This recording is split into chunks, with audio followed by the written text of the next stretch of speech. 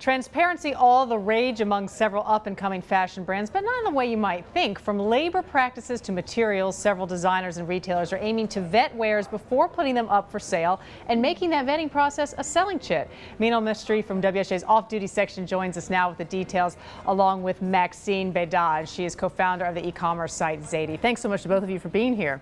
Thank you. Meenal, let me start with you. So what in a nutshell is transparent production? How would you define that?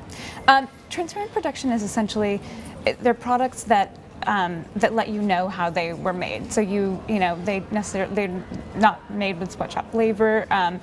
In many cases, like on Maxine's site, they'll let you know that something was locally sourced or that it was made in a way that was environmentally friendly. They're just sort of laying open their production process to let you know that nothing was exploitative.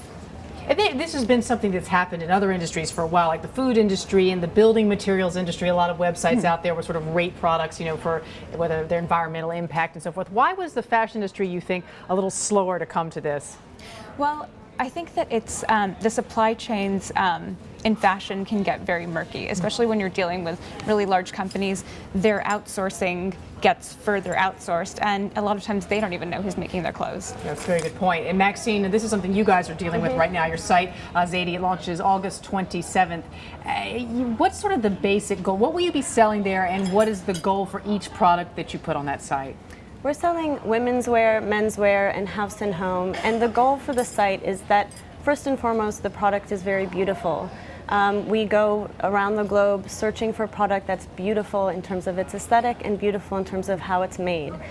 For every product that we carry, we have the brand sign a certificate stating where the raw materials come from, where they're located, and where the manufacturing takes place. So we're really trying to show customers exactly how their products are coming together. So in a sense, you have to take them at their word. You all don't have the staff in place to sort of go back and check each claim that they make, I would assume. Of course. We're starting out with really, small, medium-sized producers, those ones that have the supply chain done in-house primarily. So we have the confidence.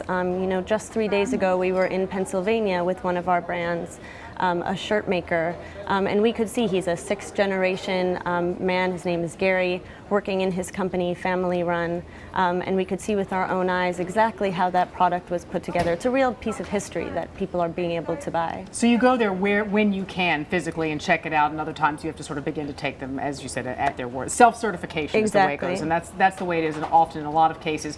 Other sites out there, now that are trying to do the same thing? Well, there's a site called Honest Buy, which I think was one of the earliest to do this sort of thing, and that it was started by a Belgian designer, and they literally list every single thread, every single button, where they got it, where the factory where it's produced, and they actually list the cost structure too. So they'll tell you exactly how much everything costs, and break that down so that you know why you're paying $300 for a coat. There's also a site called Everlane, which makes more basic pieces, but they do the same thing. They break down their cost, and if you go to their website, you can see their factories and pictures of their factories in China. You can ask them questions. They actually sent me an audit of their factory yesterday. They're very much about being open about their production process. So it all becomes a part of the story. I'm saying this to both of you. And that story is kind of a selling chit. It seems a lot of smaller businesses are going that way. There's a company I know called Juniper Ridge, and they make men's products, and I actually use them. I love them. That are like soaps out of natural wildflowers and plants that they source. But that they tell the story. And do you see this story as part of the selling chit? And do you think they can charge a premium because of that backstory? I think it's not about a premium in terms of pricing. I think it's more that we as a society want those stories. We want to feel connection. We're tired of fast fashion and just this ever-churning product coming in and out of our closets. We want to know that story. We want to feel the connection with the things that we're buying. Interesting. Very good. Thanks so much to both of you, and more on your story tomorrow in the off-duty section. Thanks for being with us. Thank you. Thank you.